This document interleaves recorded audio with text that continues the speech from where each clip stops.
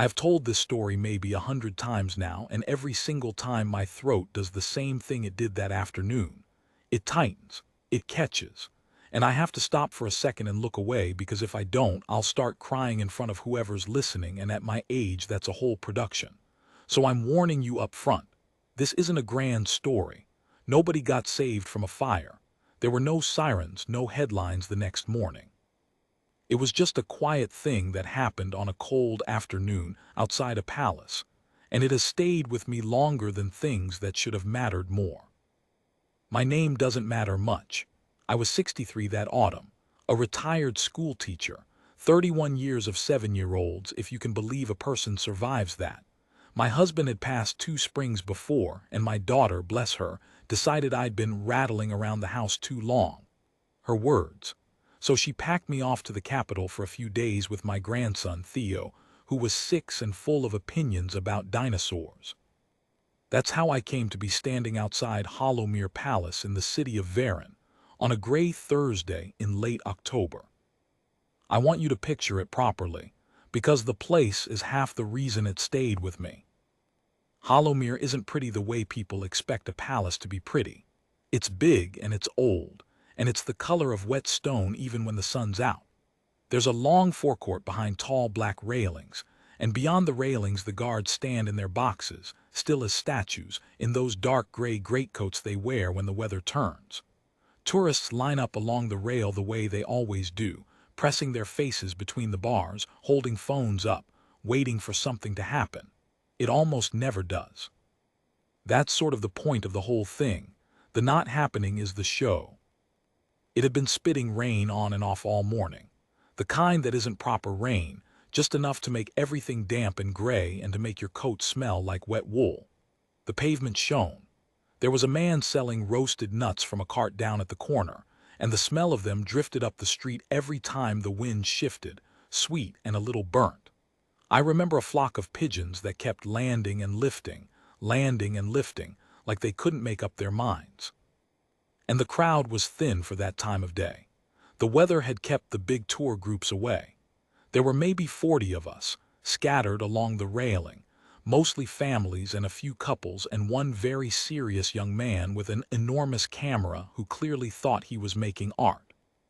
Theo was bored within about 4 minutes. I don't blame him. There's not much for a 6-year-old in a row of men who won't move. He wanted to know why they didn't move. He wanted to know if they ever sneezed. He wanted to know what happened if a bee landed on one of their noses, and I told him I genuinely did not know, and he found that answer deeply unsatisfying. "Are they real?" he asked me. "Of course they're real. They look like the ones at the museum, the wax ones." "They're real, Theo. They're soldiers. They're standing guard." "Guarding what?" And I opened my mouth to give him some teacherish answer, the kind I'd given 1,000 times, and I realized I didn't really know either. The crown, I supposed. The king. The whole great heavy idea of the thing. But you can't say that to a 6-year-old and have it mean anything, so I just said, "important things," and he accepted that with the easy faith children have, and went back to scuffing his shoe along the bottom of the railing.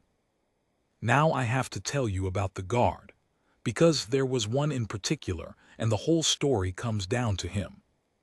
He was at the box nearest to where we were standing, closest to the small side gate, the one the cars use, not the big ceremonial one.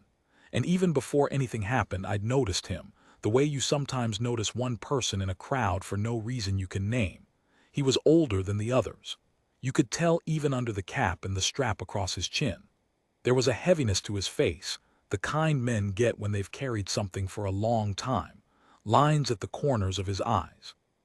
A jaw that had set itself a certain way decades ago and forgotten how to relax. He didn't move. None of them moved, but there was a stillness to him that was different from the others. The young ones, you could see them working at it, holding themselves rigid by force of will, the effort of it almost visible in their necks. This man wasn't working at it. He'd gone somewhere else inside himself. The stillness was just where he lived now. I remember thinking, that's a man who stood here for 30 years. That's a man who's probably standing his last few weeks. I didn't know how right I was. I only learned the rest of it later, and I'll tell you how I learned it when we get there. His name was Edric, Sergeant Edric Vane. I didn't know that yet either, standing at the rail with my grandson tugging at my sleeve. To me, he was just the old one, the still one. The wind picked up around 3 o'clock, cold off the river. I pulled Theo's hood up over his ears, which he hated, and he pulled it back down, which he always did, and we had our little silent war about it the way we did about everything. And I was just thinking about whether the nut cart man took card or only coins, and whether it was worth queuing, when there was a small ripple of movement down at the far end of the railing. You know how a crowd shifts before you know why. Heads turning, a little murmur passing from one person to the next like wind through grass. That. A few cars had come up the inner drive. Quiet, dark cars, the expensive kind that don't make noise. They'd pulled up near the main entrance, deep inside the forecourt, far enough back that we couldn't see much. Just shapes, doors opening, people in coats. The serious young man with the camera went absolutely rigid with excitement and started firing off shots at a distance that I'm fairly sure produced nothing but blurry pixels. And then a child came out. I want to be careful here because I've told this part wrong before, made it sound more dramatic than it was. It wasn't dramatic. It was just a little girl in a navy coat with a velvet collar, holding the hand of a woman I took to be a nanny or a minder of some kind. She was small, 5, maybe 6, about Theo's age, which is partly why I noticed her, I think, the way you notice another child the same size as your own.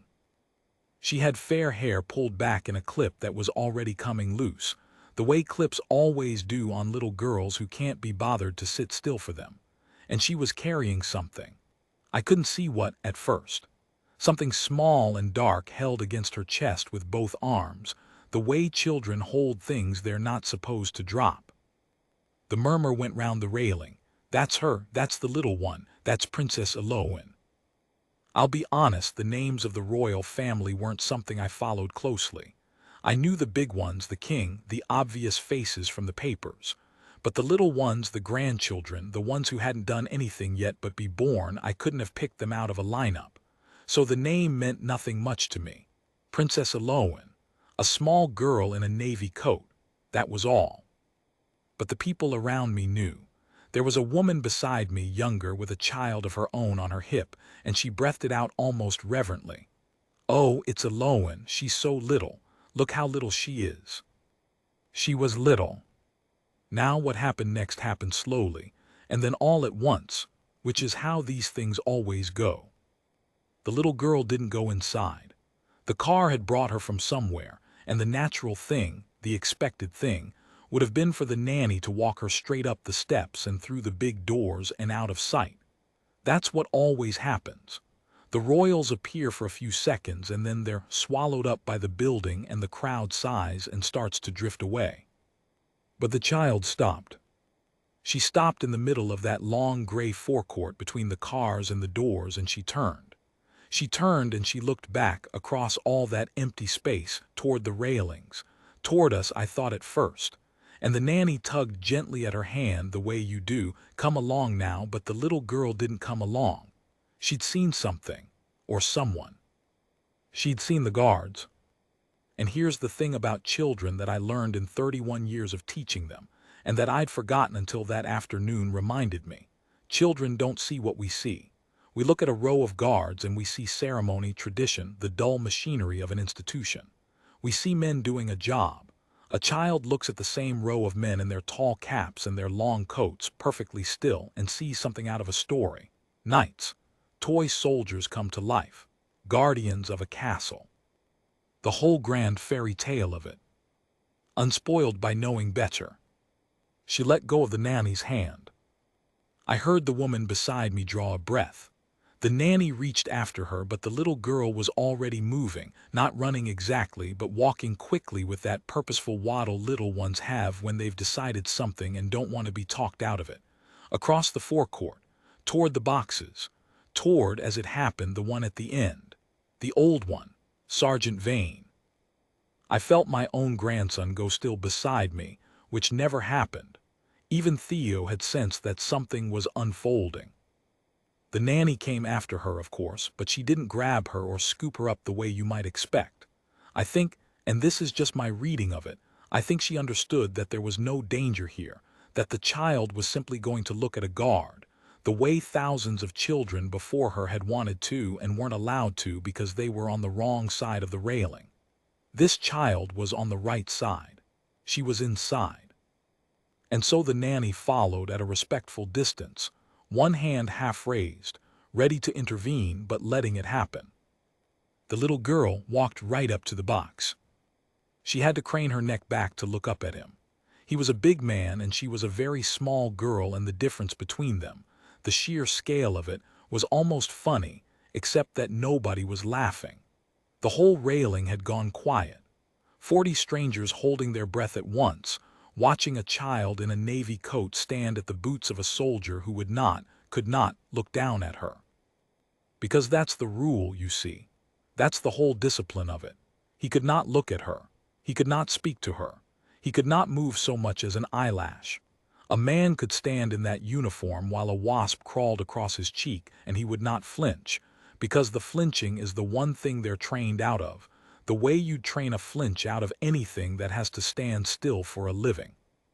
So he stared straight ahead, over her head, at the middle distance, at nothing, while this tiny person gazed up at him with her whole open face.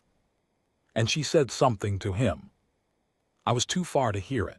None of us at the railing could hear it. She said it in the small, clear voice children use when they're saying something serious, the voice that carries even when it's quiet because there's nothing else underneath it, no performance, no doubt. Her lips moved. She was talking to him earnestly, the way Theo talks to me about dinosaurs, as though the matter were the most important thing in the world and she fully expected to be taken seriously. The thing she was carrying, I could see it better now, was a small toy. A soldier, I think. One of those little wooden ones, painted, the kind you can buy in the gift shops near any palace, a tiny guardsman in a tiny red coat. She held it up to show him, held it up with both hands toward this real, living, enormous version of the thing in her arms. He did not look down. She said something else. Her shoulders went back a little. She lifted her chin. And whatever she said it like a vow. You couldn't hear the words, but you could see the shape of them in her small body, the way she straightened, the way she planted her little feet. A promise. A child making a solemn promise to a man who would not, by every rule that governed his life, acknowledge that she existed. And then...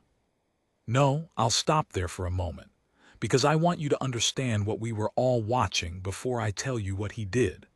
I want you to understand the weight of the stillness, so that when it broke, you'll feel it the way we felt it. Let me tell you what I learned afterward about Sergeant Edric Vane.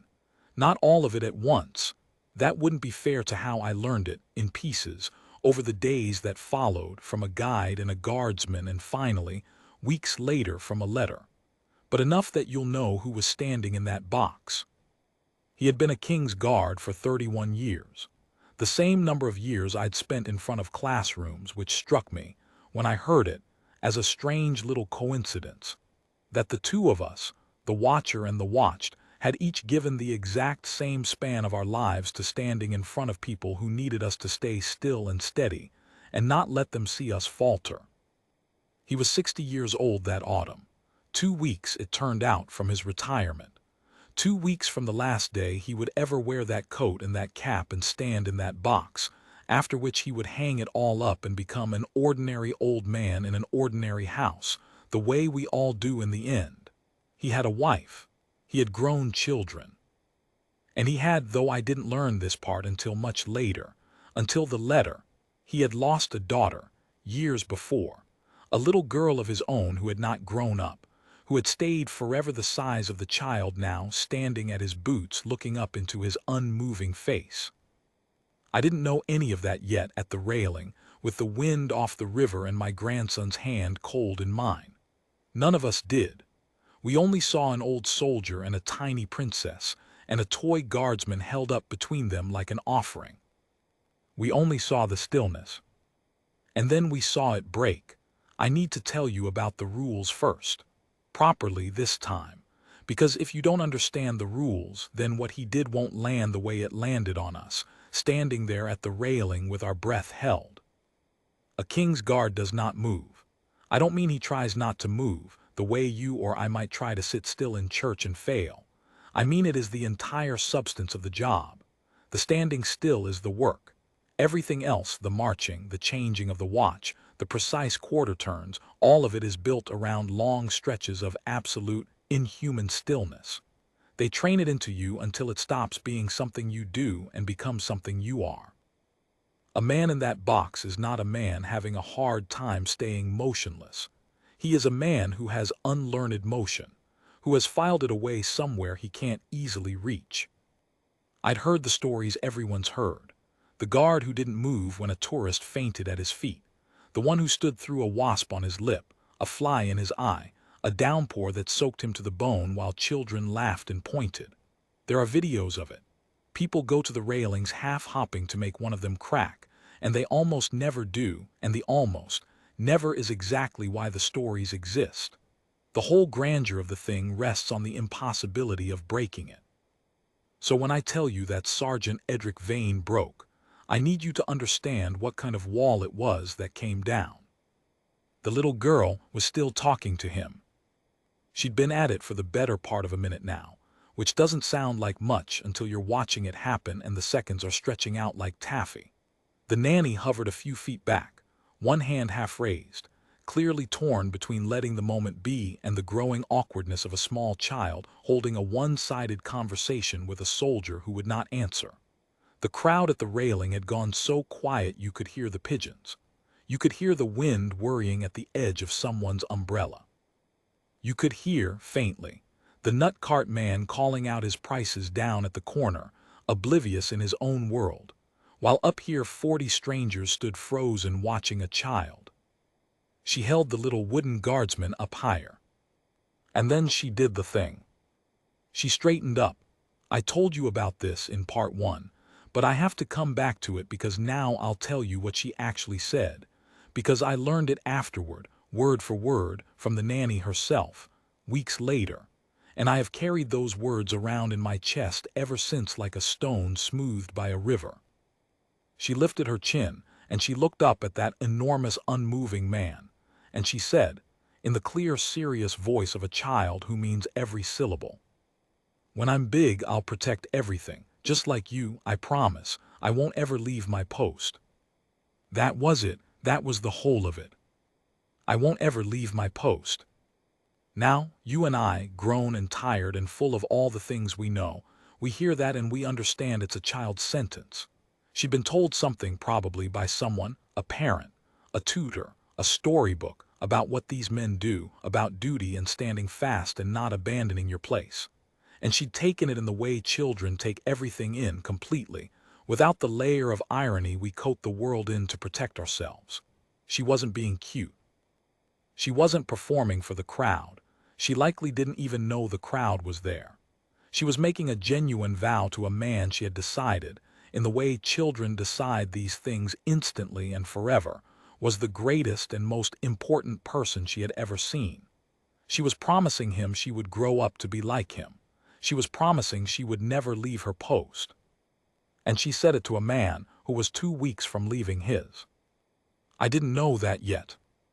I want to keep being honest with you about what I knew and when. At that moment at the railing, I only saw the shape of the thing, a small girl making a big promise. I didn't know about the retirement. I didn't know about his own daughter, the one who'd stayed small forever. I didn't know that the words "I won't ever leave my post" were landing on the one man in that whole gray city who could not hear them without something inside him coming apart. But I saw what happened to his face. It started in his jaw. That set, locked jaw I'd noticed from the beginning, the one that looked like it had forgotten how to relax. I saw it move. Just barely. A small tightening, a working, the kind of motion a man makes when he's swallowing something down. And then his eyes. He was staring straight ahead, the way he had to, over the top of her head at the middle distance at nothing. But his eyes had changed. They'd gone glassy. Bright. There's a particular shine that comes into a person's eyes right before the tears actually fall, when the water's there but hasn't spilled yet, when they're fighting it with everything they have.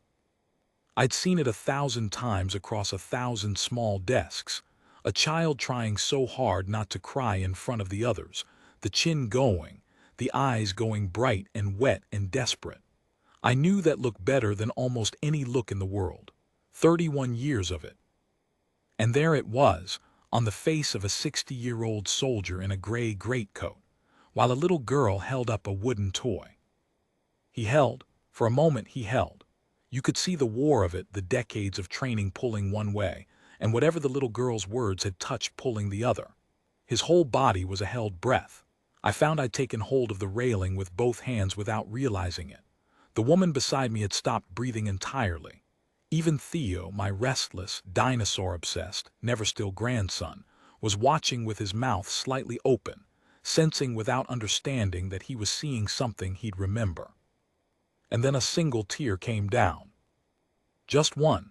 It welled up and broke and slid down the side of his nose, down past the strap of his cap, down his cheek, and he did not wipe it. He couldn't. His arms were locked at his sides, his rifle held just so, and the rules said he could not move to wipe his own face, and so he didn't. He let it fall.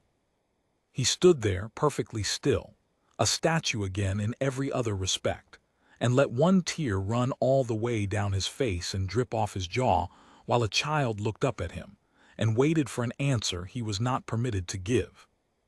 I heard the woman beside me make a sound, a small broken sound, the kind you make when something catches you in the soft part of the chest. I think I made one too. I don't remember.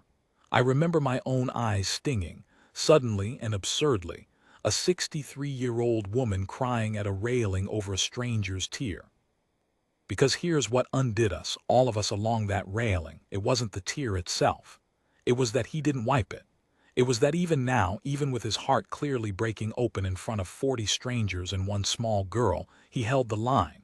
He kept his post. The little girl had promised never to leave hers, and the old man, weeping 2 weeks from the end of 31 years, refused to leave his. The discipline didn't break to let the grief out. The grief came anyway, and the discipline held around it, and that was the thing that broke us. The sight of a man who would cry but would not move. The little girl saw it too. Of course she did. Children miss nothing. She lowered the toy slowly. The serious look on her small face shifted into something softer and more puzzled, the way a child's face does when they realize a grown-up is upset and they don't understand why. She tilted her head. And then she did the most natural thing in the world, the thing any kind child does when they see a person crying. She reached up. She was far too short to reach his face, of course. She got about as high as the bottom edge of his greatcoat, but she reached up toward him anyway, this tiny arm extended, fingers spread, offering the only comfort she had, which was the offer itself. There. The gesture you make at someone you can't actually reach. And the nanny, who had been frozen like the rest of us, finally moved. Gently. She came forward and crouched down and put an arm around the little girl's shoulders and said something soft to her, and began, carefully, to guide her back.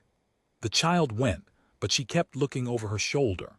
All the way back across that long gray forecourt, navy coat and loose hair clip, she kept turning to look back at the old soldier she'd made her promise to.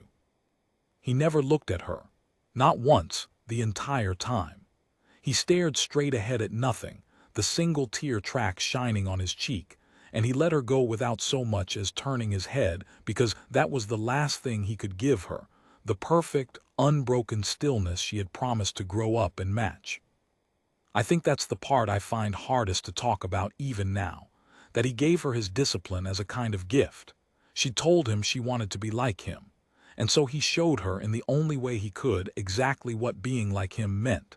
It meant you could feel everything, the whole unbearable weight of it, and still not leave your post. He couldn't tell her that, so he showed her. The cars took her away a few minutes later.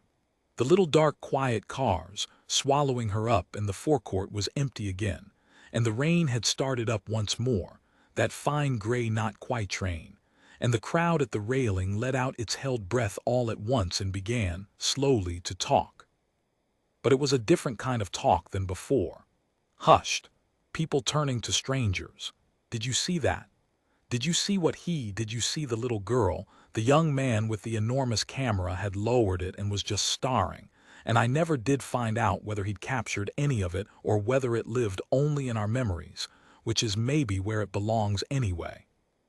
The woman beside me was openly crying, jiggling her baby on her hip, wiping her face with the back of her wrist, and laughing a little at herself the way you do.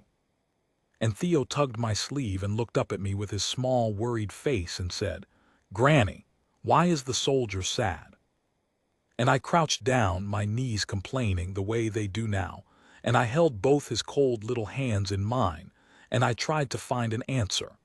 The teacher in me, 31 years of finding answers for upturned faces, reaching for one more.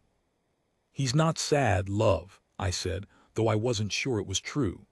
"Sometimes grown-ups cry when something is very, very kind, not just when it's sad. Sometimes a kind thing is so big it has to come out somewhere, and it comes out of your eyes." Theo considered this with the gravity of a small judge. "The little girl was kind to him," he said. "Yes," I said, "she was very kind to him." "What did she say?" And I told him I didn't know, which was true then. I wouldn't know for weeks. "Something kind," I said, "something about being brave."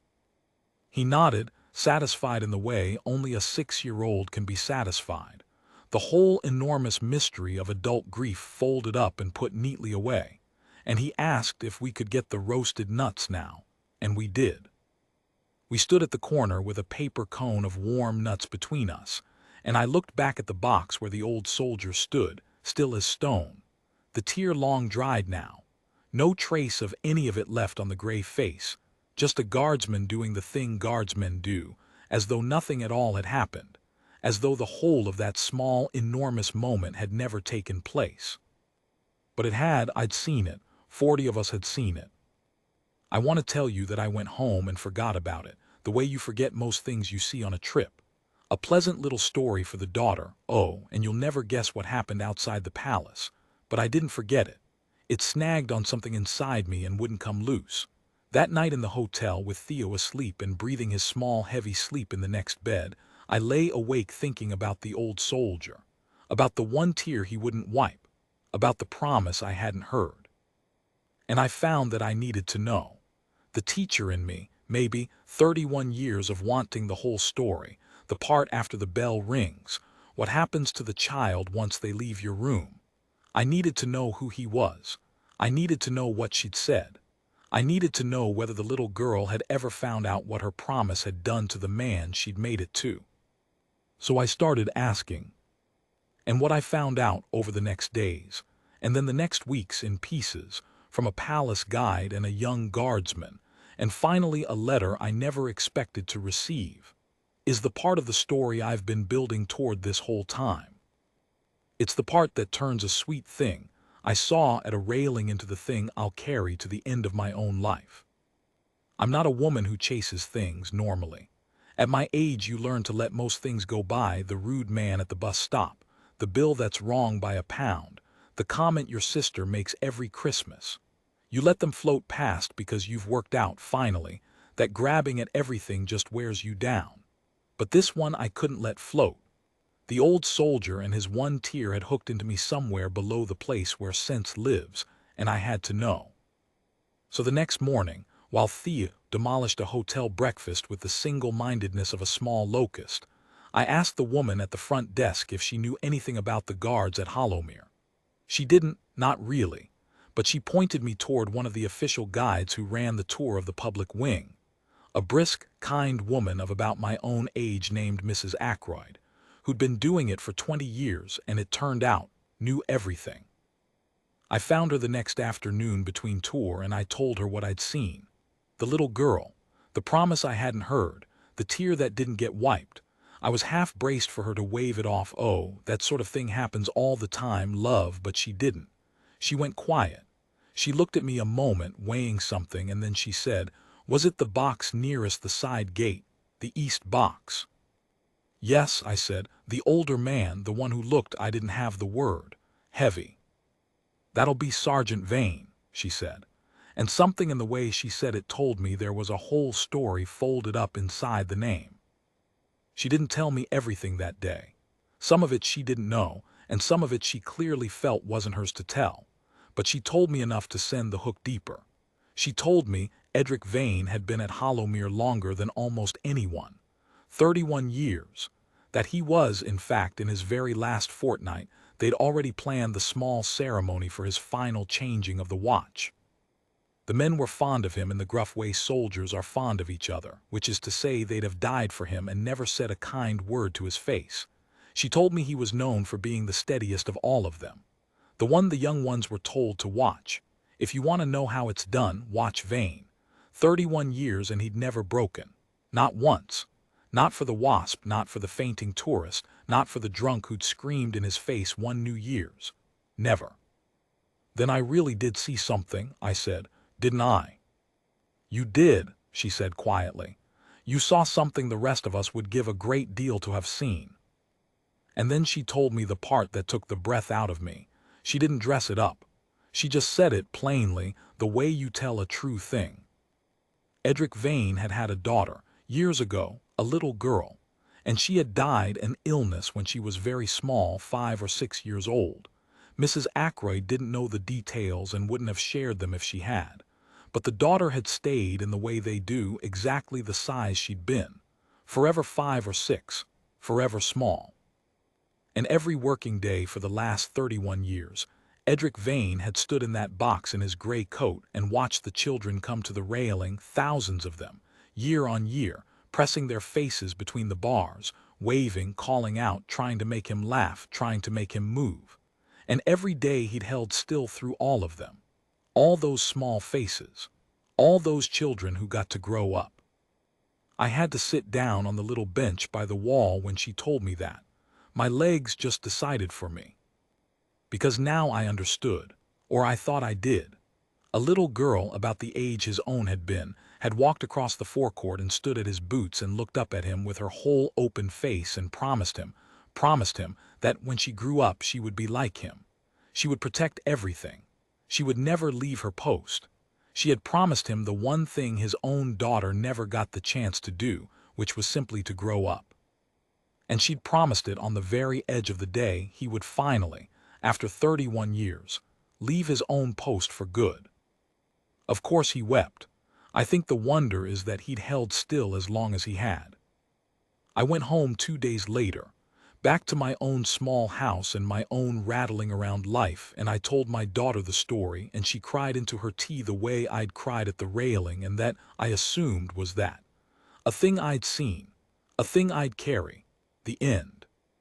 But it wasn't the end, because of the nanny. I haven't said much about her, the woman who'd hovered behind the little girl and finally gathered her up and led her away. But I'd watched her, that afternoon, and in the days of asking that followed I'd mentioned her to Mrs. Ackroyd, described her, and Mrs. Ackroyd had known who she was, a member of the household staff, not a stranger. And somewhere in all my asking and describing, my own name and where I was staying had got passed along, the way things do in a small world of people who all half know each other. And about 3 weeks after I got home, a letter came. I almost didn't open it. I didn't recognize the hand, and I thought it was something official, the kind of envelope that only ever brings bills or bad news. But I opened it, and it wasn't from the palace, not officially. It was from the nanny. She'd written it herself by hand on plain paper. She'd heard, she said, that an older woman who'd been at the railing that day had been asking after the guard, trying to understand what she'd seen. And she thought, she hoped I'd forgive the liberty, that I might want to know how it ended, because someone who'd been moved enough to go asking deserved to know how it ended. I'm going to tell you what was in that letter, but I'm going to tell it in my own words, because it was a private letter, and the words in it were hers, and they don't belong to a story on the internet. But the substance of it I'll share, because she clearly meant for it to be shared with the one stranger who'd cared enough to ask. She told me first exactly what the little girl had said. Word for word, the promise. When I'm big, I'll protect everything, just like you. I promise. I won't ever leave my post. She wrote that the child had been talking in the car on the way over about the guards. She'd seen them on a previous visit and become quietly obsessed in the way small children fix on things, and she decided with total conviction that the guards were the bravest people in the whole kingdom. And she'd wanted more than anything to tell one of them so. To tell one of them that she was going to grow up and be brave like him. That's all it had ever been. A child wanting to tell a hero he was a hero. And then she told me what happened after. The little girl had been upset, the nanny said, after they led her away. Not crying, but quiet, troubled in the way children get when they've made a grown-up cry and don't understand what they did wrong. She kept asking if she'd been bad, if she'd made the soldier sad. And it had taken the nanny some time that evening to find the words to explain that no, she hadn't been bad, that sometimes a kindness is so large it makes a person's eyes spill over, and that the soldier hadn't been sad, he'd been touched, which is a different thing that happens to feel almost the same. But here's the part. Here's the part I come undone at every time, the part I needed the tea for. The nanny wrote that word had reached the household. Somehow soldiers talk, staff talk, about who the man in the East box was, about the 31 years, about the retirement coming, and about the daughter he'd lost, the little girl forever small. And when that word reached the right ears, a decision was made, quietly, the kind of decision that doesn't make the papers and isn't supposed to. On the day of Sergeant Edric Vane's final changing of the watch, his last morning in the gray coat, the end of 31 years, the little girl was there. Princess Aloan, in her navy coat with the velvet collar.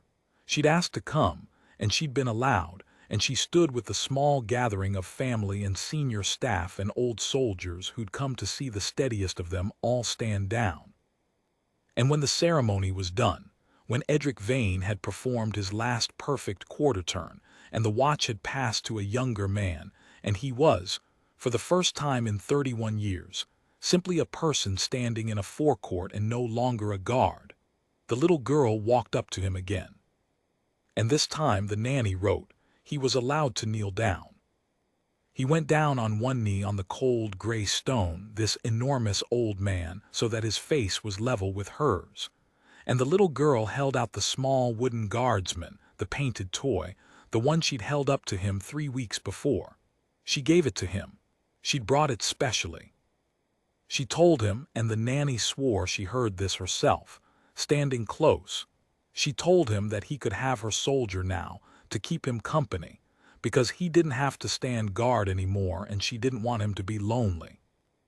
And the steadiest man at Hollowmere, the one who'd never broken in 31 years, who'd held still through wasps and faints and drunks and 3 decades of other people's children. He put his arms around that little girl and he wept, openly this time, no rule left to stop him, into the shoulder of her navy coat. And she patted his back the way children pat you, those small firm pats there, and told him not to cry, and he told her, the nanny wrote this and I've never forgotten it, he told her, I'm not crying because I'm sad, little one. I'm crying because you reminded an old man what he was guarding all along. The whole forecourt, the nanny wrote, was in pieces, grown soldiers turning away to wipe their faces, not one dry eye in the place. He kept the toy. She'd asked Mrs. Ackroyd later, and it was true. Sergeant Edric Vane went home to his wife and his ordinary house and his ordinary old man's life, and he took with him, out of 31 years, one small painted wooden guardsman given to him by a little girl who'd promised to grow up and stand where he had stood. That's the story, that's the whole of it. I'm an old woman and I've seen a lot of things and most of them blur together now the way they do, but I can still see that forecourt, the gray stone and the fine gray rain, the pigeons that couldn't make up their minds, the smell of the roasted nuts on the wind, my grandson's cold hand in mine, and a little girl in a navy coat standing at the boots of a soldier who could not look down at her, telling him she'd never leave her post. not knowing she was talking to a man on the edge of leaving his, not knowing she was the same size as a daughter he'd lost, not knowing that her small, clear voice had reached all the way down through 31 years of stillness and found the one soft place that was left. People ask me sometimes when I tell this what the lesson is, as though every story has to have one. The teacher in me always wants to give them something, but the truth is I'm not sure it's a lesson.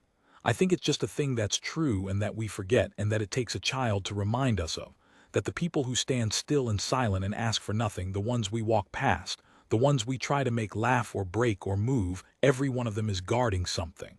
Some grief, some love, some small forever young thing they carry behind a face that won't let you see it. And every now and then, if you're very small or very kind or very lucky, you get to see what it was all along. He was never guarding a palace. None of them are.